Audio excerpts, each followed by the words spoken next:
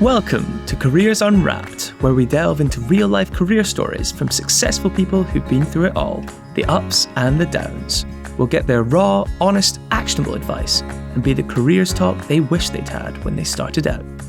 As someone who has had a varied career, from soldier to salesman, expedition leader to entrepreneur, he knows firsthand that your career doesn't always lead you where you expect it to. Here's your host, Mark Fawcett. Hello and welcome to Careers Unwrapped. I'm your host, Mark Fawcett, and with me today is Gavin Strange. Now, Gavin is director and designer at Aardman Animations. So think everything from Shaun the Sheep to Wallace and Gromit to Chicken Run and so much more actually that they do there, from commercials to games, CGI and everything. We'll hopefully dig into some of that. He's been there for, I think, 15 years or so, but he also runs a side project, JamFactory. He's a keynote speaker. He's an author of the book Do Fly. And he's also just back from Vienna, where he's been doing the closing talk at the Forward Festival, which brings creatives together from all over the world. So, Gavin, welcome to the show.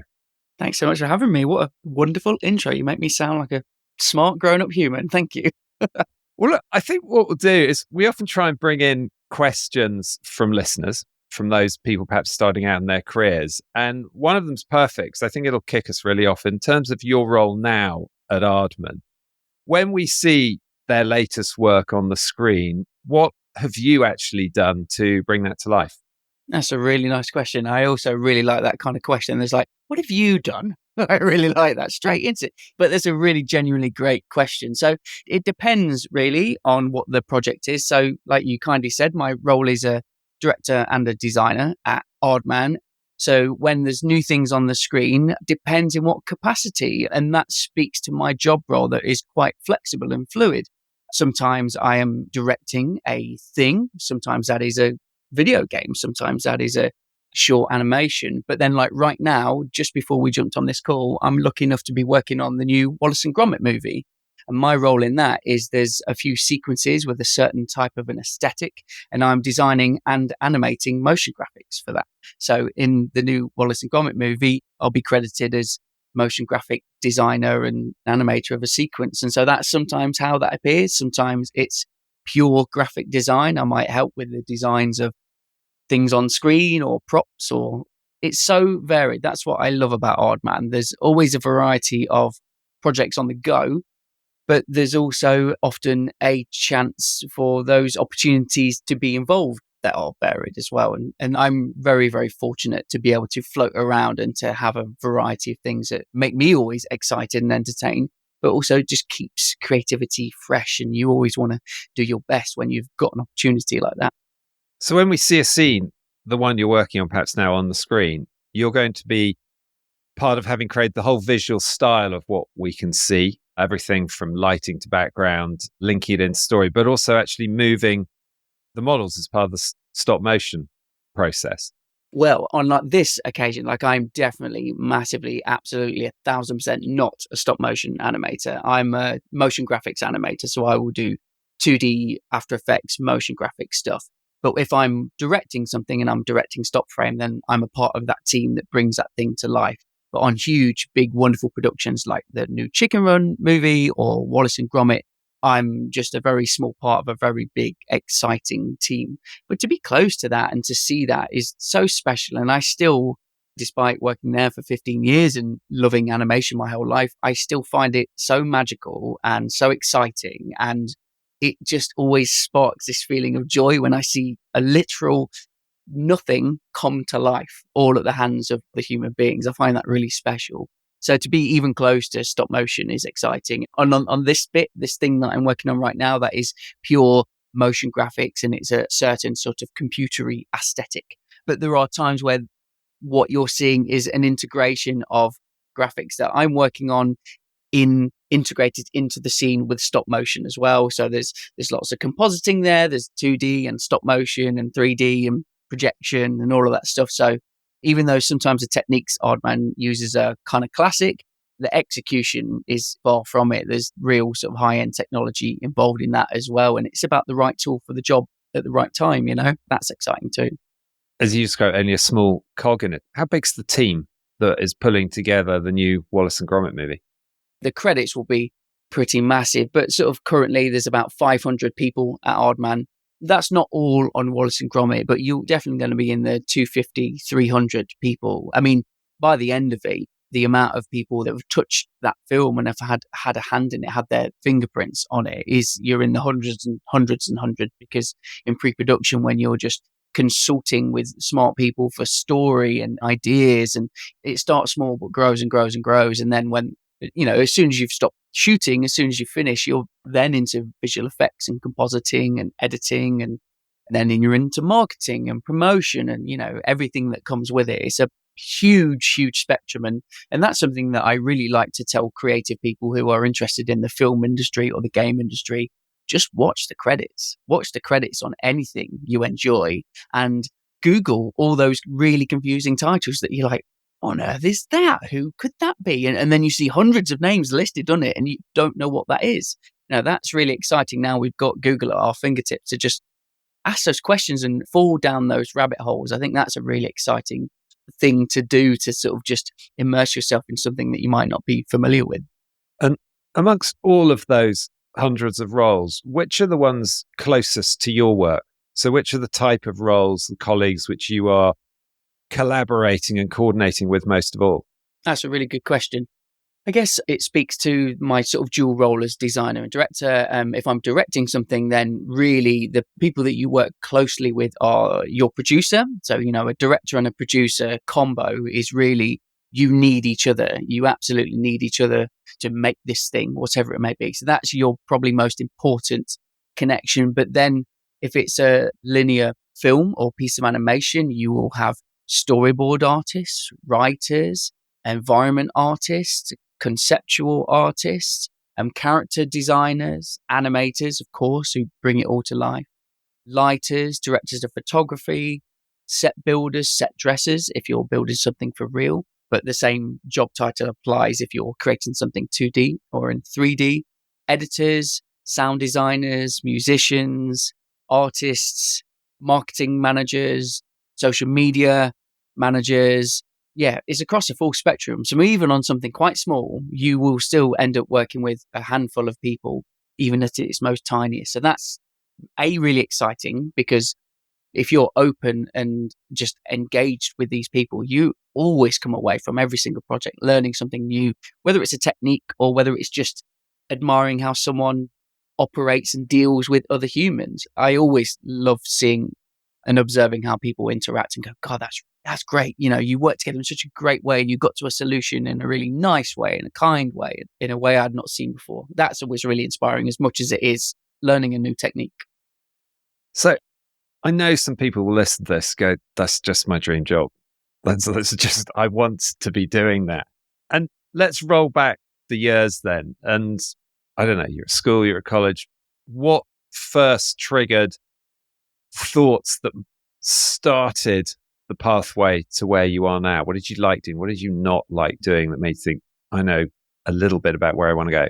Yeah, growing up and at school, I knew I loved art. I really enjoyed, even back then. So I'm 41. So I started secondary school in 1993 and left in 1998. And just then there wasn't really that many options for creativity. It was art. You would take art. Art was one of your classes, but that was it. And I liked it. I did like it. And I felt like it was kind of my most natural place to be, but I didn't excel at it. I wasn't like this natural born artist or someone who was at the top of the class. I knew I just really enjoyed it. I'd always drawn and I'd always copy my favorite TV cartoon characters or video game characters. So I'd always have sketchbooks and doodle books filled with copying and emulating that. But I remember just not having any clarity for what to do with that love and what to do with that excitement, other than I love playing games, I love animation, I love watching cartoons, I love watching films. That was it. I just didn't know how to connect them. So when I knew that I finished school in 98 and I knew that I didn't want to go to university, I kind of knew that kind of early on. And I don't really have any strong reasoning why. I just couldn't really see that far ahead, but I knew I liked art and creativity. And so I ended up going to a local college called Leicester College. That's where I'm originally from, Leicester in the East Midlands.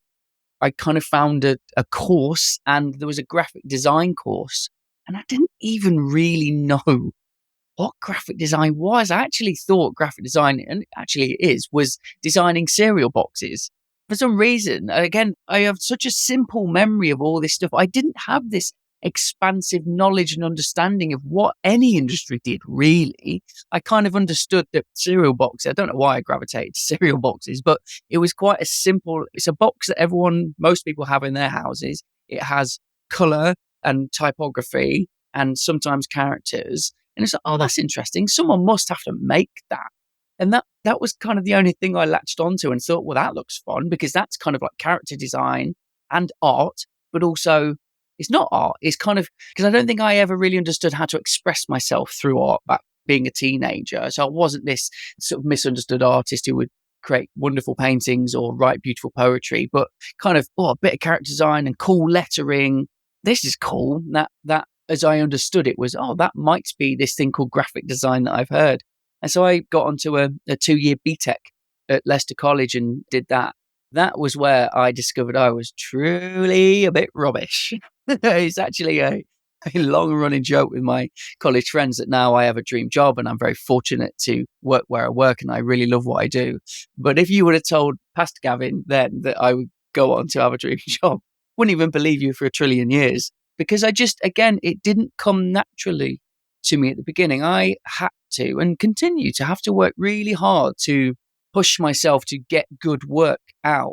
But it was there. It was finally going to a more sort of specific place, which had other like-minded people like me, that really motivated that, okay, if I want to make good stuff, I've really got to put in the hours and the energy and commit to it and just keep making stuff. Make something, realize it's not great, and then make it again, make it again, make it again, make it again.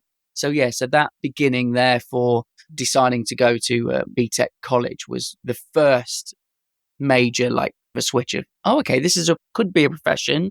And if I want it to be a profession for me, I need to get better. I really do. And was college life for you? Was it more work or more play? How did you find it? I think it was a bit of both. Again, college was really interesting, again, because I didn't do the university thing. I don't have that comparison. But of course, it's leaving school where you called everyone sir or miss or Mrs.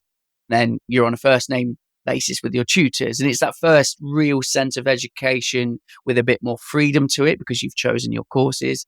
So that was also where my massive love of film and animation came in, because actually this was 98. There was an internet connection in the computer room at this college. So me and my now best friend, Johnny, who we're still best friends to this day, spent all our time actually not really looking at graphic design and looking at filmmaking and downloading trailers and videos and actually using that tools that we had to actually pursue these fantastical dreams of being writers and producers and directors, because we'd found a kinship in what we liked. And it became this place where all the things that I love now really were cemented. So my filmmaking school for me is dissecting music videos, skateboarding videos, because I was into skateboarding, auteurs of filmmaking like Spike Jonze and people like that were making stuff. So it was kind of a bit of everything. It was learning how to be a human being with other people, making friends, but at the same time, it really awakened something exciting in creativity for me as well. Of, oh man, just you can find inspiration in anything from the video games I love to the films I watch to the music I listen to. And that world just grew and expanded for me and really got me excited. That was where the fire began. I could have a hand in all of this, not because I could do it professionally, but just there's nothing to stop me filling my brain with all these exciting, wonderful things. One thing I do think is a little unusual about you as a designer, as a creative individual, is you actually love and do a lot of keynote speaking. I've been lucky to work with a lot of great design and creative talent, and most of them by a long way, would shy a long way away from getting up on a stage. And you, just as I said in the introduction, you've recently been in Vienna, closing out a festival of creativity, Ford Festival there. Why public speaking, and what do you get out of it? That's a really great question, Mark, because no one's ever asked that, actually. It actually comes from back then, not being someone who was naturally gifted and had to really work at just discovering who I was, discovering what I was bad at, discovering what I was bad at but possibly could get better at, and discovering what maybe naturally came to me in a way, but I still had to work on. Because I feel really strongly about just knowing that I have this position that I love and I'm very proud of it. And that comes from 20 years of working hard and continually just trying to keep myself excited and motivated. I never want to squander that. I never want to forget how special that is and how fortunate this is. I am fully aware of what I do is not work. It is not laborious. It is not difficult. It is a joy. And I am so damn lucky to be able to call this a career, to be paid for it and to be able to support myself and my family with that. I never want to take that for granted. I never want to take those beginnings and of needing to do that work. And so I've kind of eventually, I started doing talks in 2008, purely by accident, because I ended up chatting to a fella on a train who works at an Apple store. Apple stores were quite a new thing back then. And this guy was in charge of events. And we ended up talking about Apple Macs and geeking out. And I gave him my business card I had back then.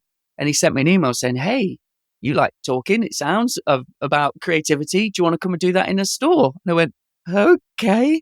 And I think, again, because I'd come from a place of not being at the top of the class, for someone like him to show me interest and to basically saying, hey, I like what you do. He believed in me and he believed in me to give me an opportunity. And because in the beginning didn't happen like that, I was like, wow, I just didn't come from a place of I would get those opportunities. So for anything, and that's why I still feel the same way now. If someone thinks about you in that way, blimmin' heck, I really want to repay them by A, doing it, B, scaring myself to at least try it, and just think, what a fortunate thing. And it's that cycle. I've had that same cycle since being 18, 19 years old of just loving it, trying it. Sometimes you try it enough, someone might notice and go, hey, do you want to try a variant of this or try something because of it? And I go, yes, because you never know where it's going to take you. So that has just always been kind of the motivation. And my talks in the beginning was so bad. That first talk was terrible. Pretty much my friends and family came and I was sweating buckets. I felt so physically sick. And I brought every single physical thing I'd ever made with me into the Apple store and put it all on the front table where they did their talks, because I was so terrified that people would go, why should I listen to this person? Why is he just there? I was like, if I bring all the things, I can point to it and go, look, I made a thing. And it was a terrible experience. And I felt awful before and I felt so sick afterwards. But there was still something in it of what a joy to talk about what you love, and maybe other people can do the same because they think, oh, I too love that, and never consider myself a speaker. And so it's just always been that. And now I know how fortunate and lucky I am, and kind of know what talks I want to give. People won't come away with facts or figures from any of my talks at all, and that's fine. That's absolutely fine. There are many speakers who can do that.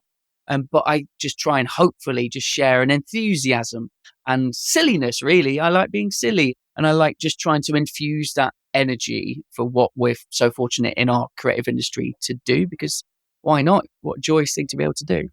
I think that it's a skill like any other skill that you can improve on and develop.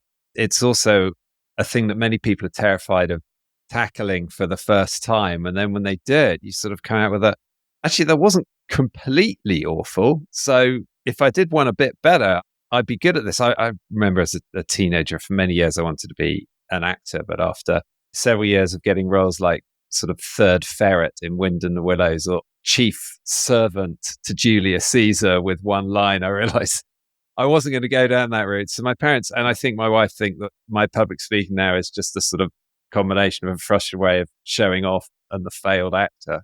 Absolutely. Also, that answer I gave before, that's all right. No, the truth is I'm actually just probably deep down want to be a performer, because I've realized it is a way to do that. But again, that makes you the kind of speaker that you are, doesn't it? It kind of just lets you channel what I think, if that's something you really deep down want to be, I think you're going to do everything in your power to be as good at as possible. And one thing I did forget to say, is actually by anyone who's terrified of it, but whether it's work or college or whatever it is that you're forced to do, you are forced to look back at what you have done and what you think about it.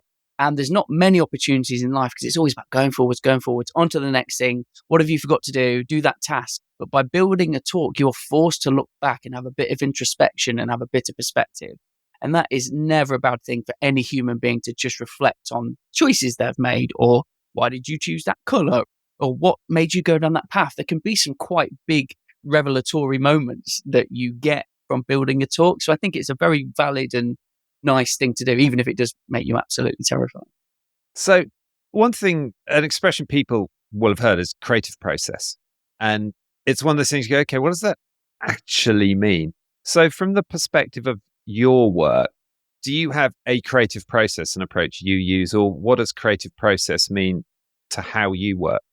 It's a great question. I think I've noticed that I don't have like a broad, like a 5-step plan that I always have, that this is exactly how I do it. But I have noticed that having my passion project stuff in my own time under the name of JamFactory is this cycle and this circle that I've really come to enjoy, where during the day job, whether it's working at Aardman or back then working for myself or working for a design studio when I got my first job, by doing creative work, commercial creativity, you end up using, sometimes it's so simple as you might need to choose a new typeface.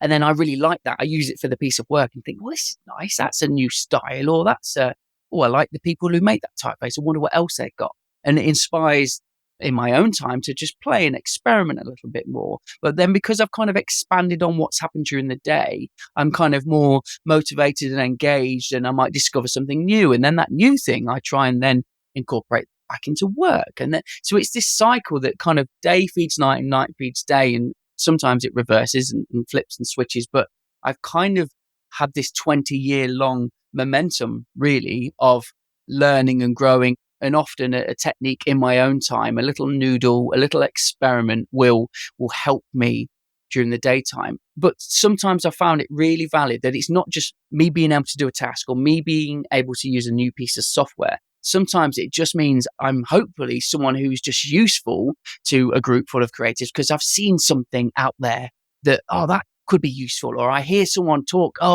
what about this storyboard? I work with someone, or I watched this thing. So I got really deep into the behind the scenes and I discovered that person.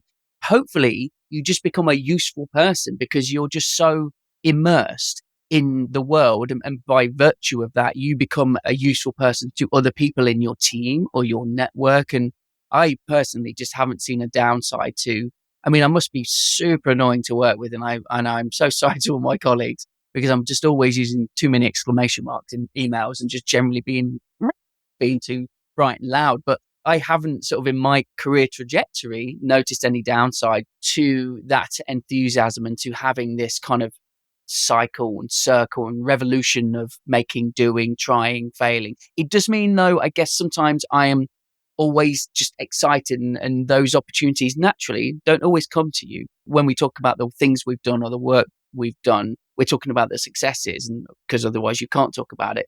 But obviously 99 times out of 100, they don't come to you, or you're not the right person. And that means that if I'm always sort of so upped and amped and high, the lows can sometimes be lower because you're like, I didn't get that opportunity. I wasn't right. But then to counter that, I guess because I'm used to the cycle, I go, okay, move on to something else then. Distract yourself in the sadness of not being able to work on that thing with, weren't you interested in that technique? And then off you go. So it's a process that works for me. Now, this is all sounding a bit too perfect, actually, Gavin. Both the description of the role, the passion, you clearly both put into it and get back from it. It can't have all been an easy ride from Leicester College to where you are now. So what have been the biggest screw-ups on the way that you've hopefully learned from, but the things that make you sort of almost shudder now and go, did I really do that? There's never, fortunate enough for me, there's never been like one big clanger of a mistake, just a long series of just small mistakes. And I think this is why I feel lucky and why I quite like the momentum is course correction all the time. Because I'm so quick to move on to something else, it is, like I mentioned, those kind of missed opportunities, or, often things maybe made me feel embarrassed now, or me trying to seek out opportunities that I clearly wasn't ready for, like didn't have the full expertise, even thought I did. Just was like, I might as well go for it, put myself forward. And now there's just times, and whether or not it's at Aardman or before, that clearly they didn't happen because I just wasn't ready. But I think, again, as the more I've done that, I've become more realistic in, I'll try for it. I will absolutely try for it. But also know that it might not happen, and it probably won't happen, and that's okay. And the only way to change that is to just do the thing more and more and more, gain more experience. So there's not been any one clangor. I'm trying to think. I think it's such an important sort of topic or theme, really, you touch upon that. We can all go through as we move our careers forward. You hit these points where you either have a real, oh no moment, or I've just been rejected. And it feels like the biggest thing in the world at that point in time. But then when you look back, there really haven't been that many that were that bad that they've affected everything going forward. You pretty much move forward from everything, no matter what it feels like at that second in time. Yeah, I think that's it. And I think actually it's doing the talk stuff, because I try and write a new talk every year. So as I've got older and I guess more experience in life and career, those thoughts and those observations become bigger and grander, and you start thinking about your own mortality and your children and all of that stuff. And with that comes that kind of, oh, okay, well, like say, I know that I have to move forward. I just have to. I have to get up the next day. I have to make sure my kids have got breakfast. I have to get to work on time. So because you know it will march on anyway, I guess that it softens those emotional blows of when you didn't get opportunities. And I think I just also try and get through it and try and be a relentless optimist. But I sort of pride myself on trying to be a realistic optimist and an optimistic realist.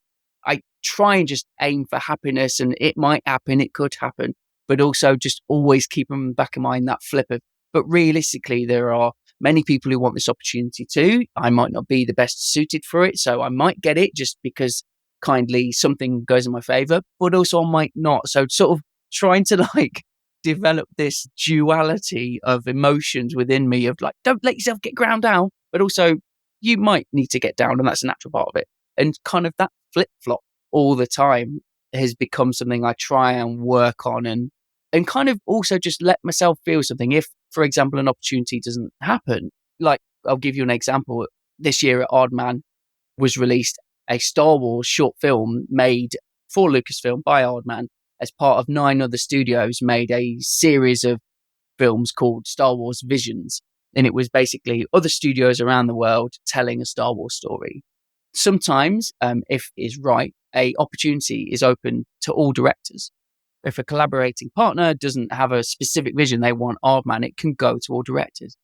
And as you can imagine, every single director was like, oh my days, would be incredible. Yeah. So of course, I want a bit of Star Wars, please. yeah, it was just like this buzz. And of course, being a massive fan myself, was like, oh my days, oh my days, oh my days, I really, really want this. I really want this. I really, really, really, really, really want this. You know, when you just like, maybe if I just will it into existence, it will happen, which kind of isn't true. You got to put the work in. So I knew my colleagues were brilliant character performers and comedic actors who can really create and write a pitch treatment really, really well. And so I'm going to have to go different, I reckon. I'm going to have to try and do a different tact.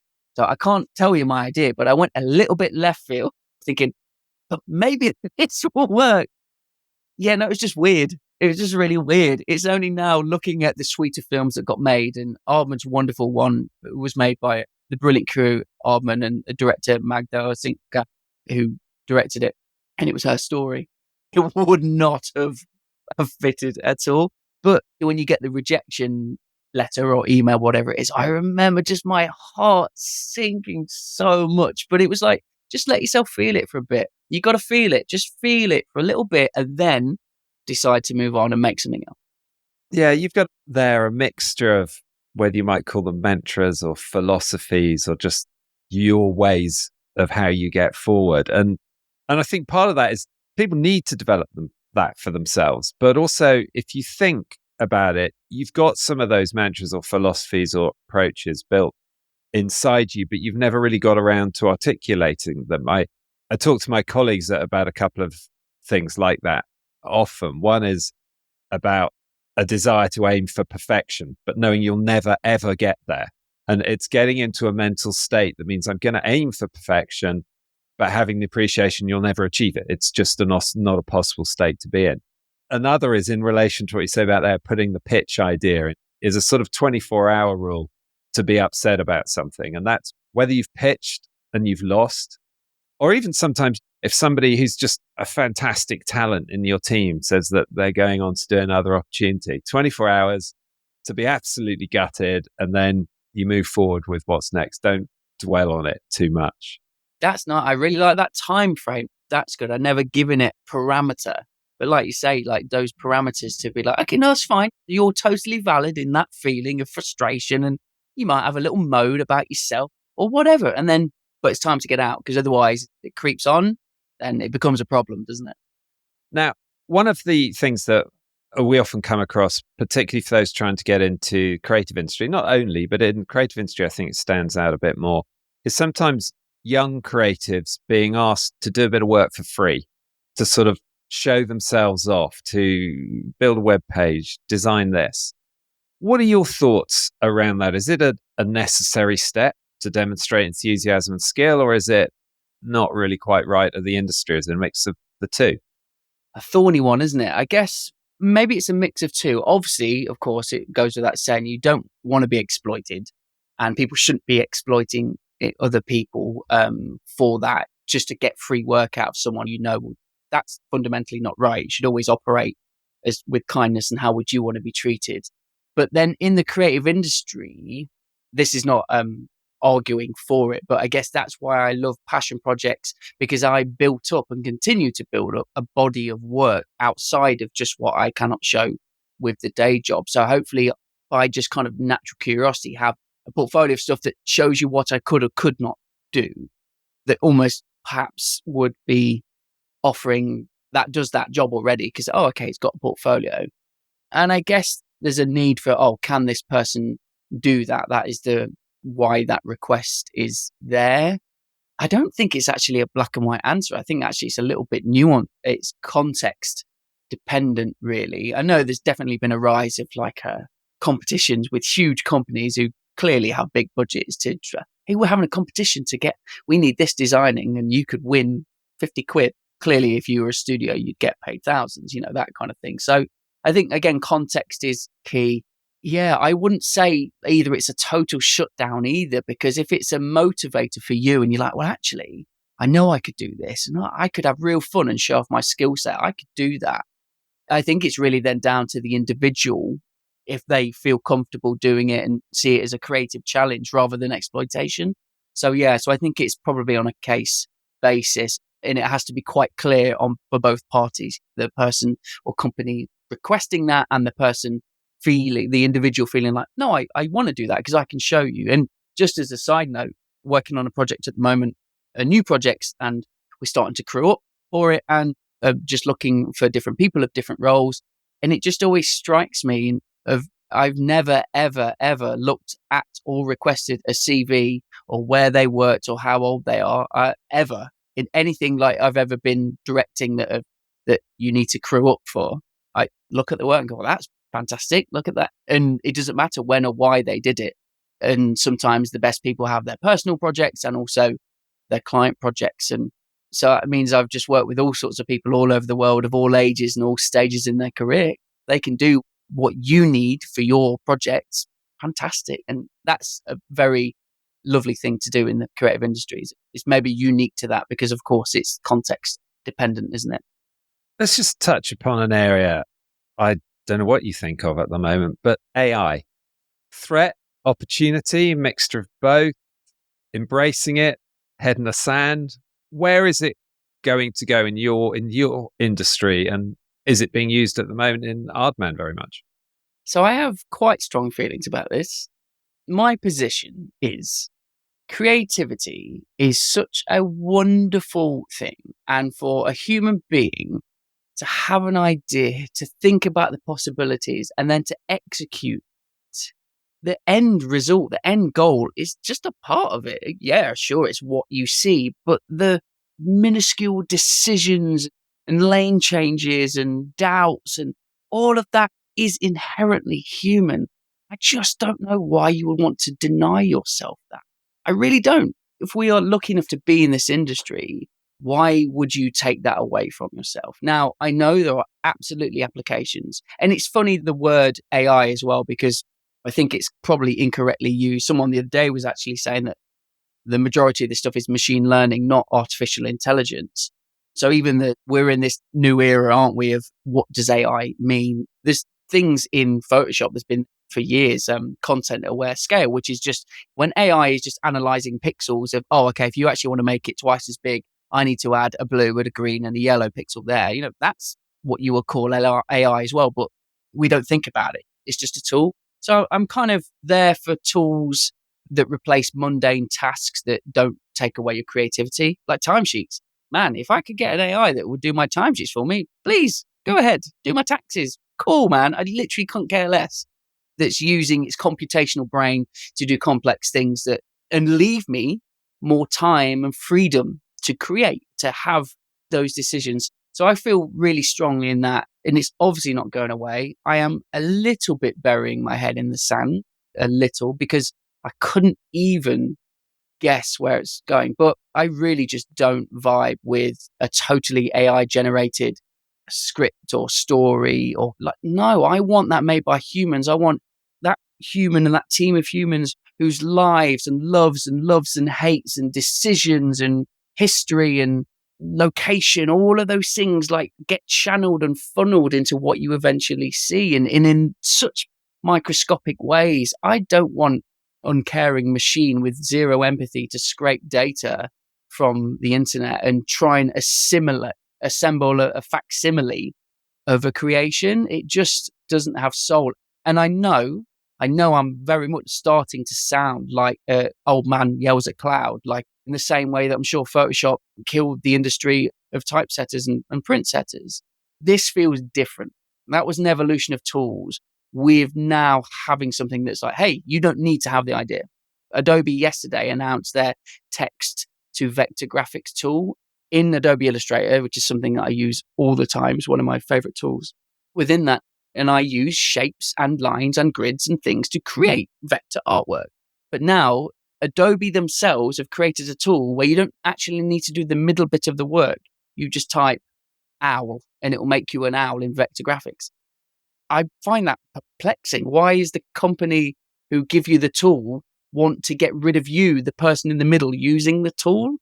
I'm not into it. So I don't know where it's going to go.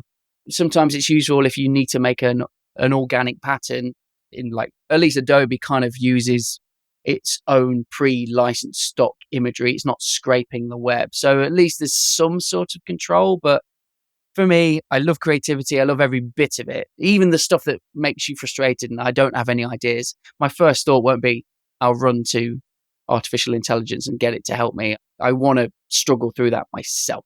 So that's probably very stubborn and silly, but I'm happy. I think it's also a watch this space sort of piece, isn't it? If there's going to be a contest, there's going to be a bit of a fight within elements of the creative industry. And I don't think human creativity can ever be fully replaced. So if there are some things that might be made a bit easier, a bit faster, businesses out there to make profits will find ways of using that. Yeah, that, like I said, that is an absolute, there will be people that go, no, I don't want to hire a design team. I just need X, Y done.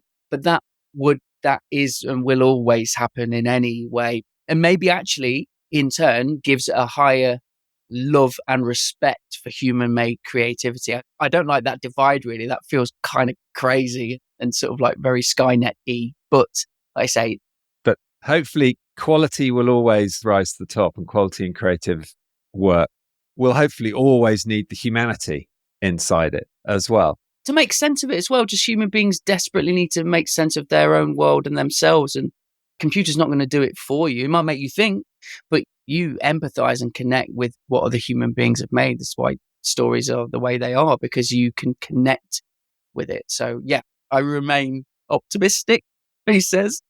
So that's sort of looking to the future then. I just want to finish looking a bit to the past, really, that if I present you now with the magic of the time machine and you can go back and address your 20-year-old younger self at Leicester College, what might you say to yourself then about, look, do more of this and avoid doing that bit? What are the lessons you've picked up you might give back to yourself? I mean, first of all, I'd probably say don't use so much hair gel. Stop doing that. Stop putting your hair in curtains because you'll eventually lose your hair. So don't do that. Do you know what? I don't think I would say anything. I kind of feel it's so important to make all those mistakes. Like I say, there are not really any remarkable ones to tell you, but that's because I was thoroughly unremarkable in my career and my beginnings. And it took and has taken 20 years of tiny readjustments, of learning to be better, needing to be better. I wouldn't change that course. I really wouldn't, whether or not I'd have this job at Aardman or not. I think it's so important to kind of mess it all up and to go that path. I mean, maybe I'd say I wish I was more empathetic and self-aware and open and kind to other people. I don't think I was unkind, but in my 20s, hopefully that's not a new thing. You're kind of selfish. You're finally your own human and you become all about you. I think that it would be lovely if I would have been more attuned to other people's needs, maybe, and to just been more aware. But again, I feel like I'm aware of that now, and that maybe had to be the path. I had to go through that to go, blimey, you're a ding dong when you're in your 20s. And hopefully I'm less of a ding dong now. And I'm fortunate enough to have a loving family and a brilliant wife and partner and my 2 young children and a loving support network. So yeah, I kind of feel like I'd love to be an observer. It would be super, super, super cringy. And because everything matters so much and you pour your heart and soul into it, whether it's a relationship or whether it's a thing that you love or a technique or whatever. But again, you have to be that person to then gradually get more perspective, more life experience. So yeah, I think because otherwise you're waiting for the magic bullet, aren't we? I think definitely I possibly may encourage, if I was telling someone else to be open and willing to just ask people questions, and especially in this age of dropping someone an email or a message, you can learn so much. And people, I think, generally are very flattered. If you reach out to someone, I think they're actually really flattered to be able to help you and talk about what they've done. And if I speak to people after talks or I get emails, I know already they're the people that are going to make it, because they have become already like, right, okay, Gavin is maybe doing something I want to do in my future career. I'm going to go and talk to that human there. I never did that. I was too scared. I'm still quite shy at talks now. Like, I'm great on stage, but actually if I've seen another speaker, I'm a little bit nervous. I think I won't bother them, or I don't want to. But then the people who do come and ask me questions, and it's not all about being an extrovert either. People who, if anything, even more so, I meet people after talks or conferences and they're quite introverted, but they've still found that courage to go and speak to that person they've never met, who's just talked on stage for an hour, talking about neon pink and being very loud and very silly. They've come over and shared a part of themselves and asked a question. I absolutely know they're going to make it, because they've already sort of unlocked that inner fear of themselves of, I'm going to pursue a path and I'm going to fill my brain with knowledge. And that starts by talking to other people. So maybe I hope I would try and unlock that in myself a little bit more. But it always brings a smile when you have those conversations, because it's like, you're absolutely doing it. I think that's so right. Ask the questions, make the connections. And I sympathize a lot with that. I love being on stage, doing some talking, and then get down the crowd afterwards and I'm quiet in the corner and feeling I'm feeling so reserved and shy at that point. And so you sort of switch. But for younger people there in the audience saying, I want to meet you. Can I have a coffee? Can we talk? Most people will say yes.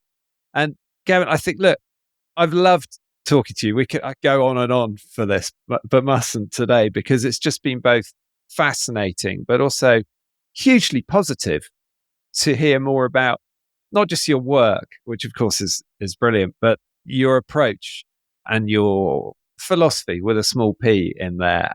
And I think, some of the things I've taken out from this, what you said right at the beginning, watch the credits, look at all the roles, Google what those roles actually are. Think about the different roles that actually go to create a huge piece of content, a movie or something like that.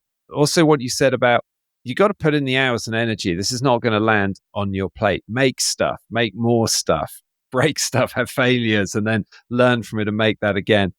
And also what you said about course corrections, that they're just inevitable. You're going to have to do them. So know that they will be coming your way and don't be too shocked or surprised. Make the course correction and move forward from there. So that and so much more to take away from this conversation. But one thing I would like to finish on, as we do with a lot of these conversations, is we want to keep passing this baton of careers information, careers stories and insights on. So is there one other person from any walk of life who you think, actually, I know whose career you should unwrap because it would be interesting? Who might that be? That's a great question. I think actually there's so many wonderful human beings, but I think actually someone I would love for you to unwrap is a wonderful human called Sarah Corbett. She's called a craftivist. She uses craft for activism. We met quite a few years ago at a talk series in West Wales called the Do Lectures. And she is a fascinating person who is fascinating for many reasons. Of course, she's an activist and she's trying to inspire change within industries for better treatment of humans, the climate, many other things. She just believes in making change. But the fact that she, does it with craft, so does it with creativity and trying to find ways to unlock that. But also, she's a huge introvert. She's a massive introvert. She actually hates public speaking. Gives public talk. That's why she's a better speaker than me. Public speaks. She's a massive introvert, and she sort of says that she just hides both before and after talks because she finds it so overwhelming. Yet she so knows that is a part of the path that she has to walk to affect change, but is also trying to find it an introverted way. How do you affect change without being this, hey, look at me, here's what you should do right now? She's such a kind person, and she's a sort of person that makes you want to be a better human. Like, she's that good. Me and my wife are big fans of her. She's great. So Sarah Corbett is one to watch. She's a joy. Brilliant. Gavin, thank you so much for joining us. Thank you for unwrapping your career. It's been brilliant to talk to you and have you on the show. Thank you. It's been an absolute pleasure. Thanks so much for your time. This podcast is sponsored by We Are Futures. To find out more about We Are Futures and how we can introduce your brand, business, or organisation to the mass markets of tomorrow, visit www.wearefutures.com. Make sure to search for Careers Unwrapped in Apple Podcasts, Spotify, Google Podcasts, or anywhere else podcasts are found. Remember to click subscribe so you don't miss out on any future episodes. On behalf of the team here at We Are Futures, thanks for listening.